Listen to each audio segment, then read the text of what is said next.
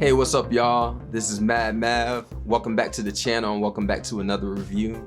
Today we're going to be reviewing the new movie from Marvel, Eternals. Eternals is directed by Chloe Zhao and it comes along with an ensemble cast. People like Angela Jolie, Richard Madden, Salma Hayek, Gemma Chan, Brian Tyree Henry, and a whole lot of other talented actors and actresses that were in this movie. So the Immortals are immortal beings that have lived secretly on Earth for thousands and thousands of years. And now they have to reunite and find each other to fight this evil that's called deviance.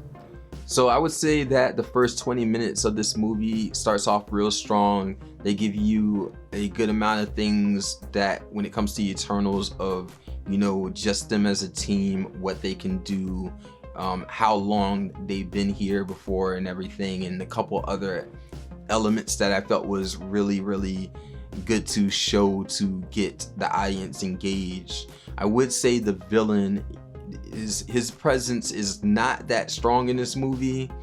It is still relevant all the time, but I would definitely say the focus and any type of weight is definitely not the villain. To me, it is one of those movies that it's like getting the gang back together to fight a certain evil type of movie. To me, that's the simplicity of what's going on. And that is also the relevance of most of the movie is the Eternals. This is definitely a different type of MCU film from what I've seen in their past work. It's different tone and a little bit more slower when it comes to the pace. And it sets itself up for a lot more expedition, and I really felt like it made sense for just the movie itself, given the nature of the film being such an ensemble when it comes to characters that you need to flesh out. And it gives it room to breathe when it comes to those characters to, have these times where they sit down, between Eternals and have a little bit of dialogue, or when it comes to just flashbacks that they have. And even when it comes to the dialogue that they're talking about, the things that they're talking about and the ideology and just being a person that is immortal, it gave a lot of input that, as an immortal person, like what would you be thinking? The story structure focuses more on a combination of origins, knowing the Eternals as individuals, world building, and ideologies that the Eternals have to deal with, live with, and have to face. But I also felt that that same structure and expedition that I was talking about and agreeing with is also the reason why this movie suffers. This movie is interesting. While it does set itself up for more room to breathe, I think that the mix between the flashbacks and the tones with the obvious feel of the MCU formulaic structure that you definitely still feel can make this movie feel a bit of a drag in pace. The beginning has a really nice pace. The midsection with that combination of flashbacks, heavy dialogue, expedition, and just enough occurrences to make sure that you remember that there's a villain in this movie. All for the buildup of the last act, which actually shines. I think the only thing that I didn't like about the third act is that I felt that it was a little too stretched out for what was going on. But with all those things happening, I do feel like it kind of suffered in its own, mix of the structure and how they executed it. In a simple word, I would say that this movie feels a little bloated, and it feels like you're getting information, but you're not getting enough to feel satisfied about what's going on. The themes that they're trying to talk about and express in this movie is really intriguing, but I just didn't think that they had enough time to really execute it the way that they wanted to execute it. To be honest, this movie has been getting a lot of negativity as far as when it comes to different aspects. One aspect that I've just been hearing, or at least it was lingering in my head when I was going to the theater, is that this is a woke movie, which I do get what people mean. And me personally, I just went into the movie just to watch the movie, as the filmmaker made it, especially Chloe Zhao, because I've missed her work. I never got a chance to see, I think it's called No Man's Land or Nomads, might be saying it totally incorrect, but because I've heard of her good work over there, I was really just intrigued to see what she can do when it comes to this MCU film.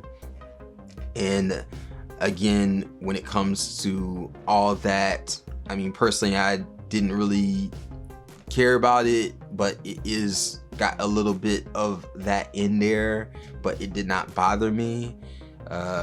Again, when it comes going back to the themes and, you know, the things that they were talking about and expressing when it comes to the Eternals that I felt were intriguing, is that to be an Eternal, there was one back and forward when it comes to dialogue that he kept on talking about, that even came to the end of them making a very important decision as a Eternal.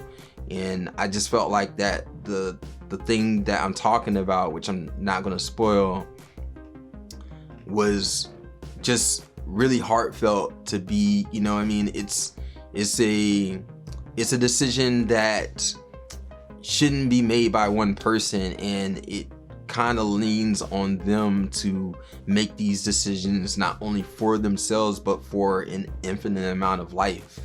Some characters shine more than others. Of course, when it comes to the focus, there can't be every single one of them getting all the screen time, and I do feel like that also kind of suffered when it comes to the characters. I think that some of the characters suffered from that. Everybody gets introduced, everybody gets some type of, like, you know, momentum, you know what I mean, when it comes to their, you know, somewhat origin story or rediscovering them, except one which I felt like kind of was just, I don't know, whatever, but for the most part, I felt like you do get 2 or 3 of them that you really get more of a hold, 2, 3, 4 of them that you really get a hold of. The others are not background, but I do feel like they tried to set them up in a shorter form way to give you that same, you know, levity that you're getting from the other characters. But I do feel like there's something in a sense of earnest that you gotta get to really buy into the fact of those characters. Now, I can say that maybe this movie would be better as a TV series, and it would have more time for the characters and world building and all that stuff.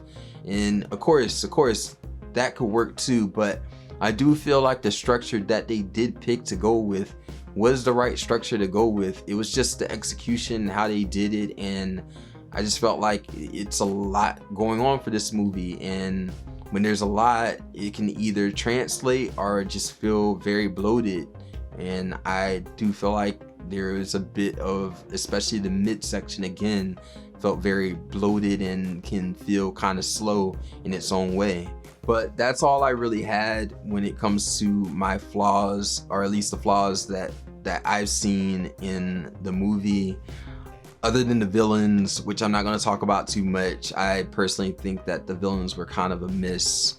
The movie clearly focuses more on the Eternals, and I think they just wanted the audience to know the Eternals a little bit more, but it was just the execution of it.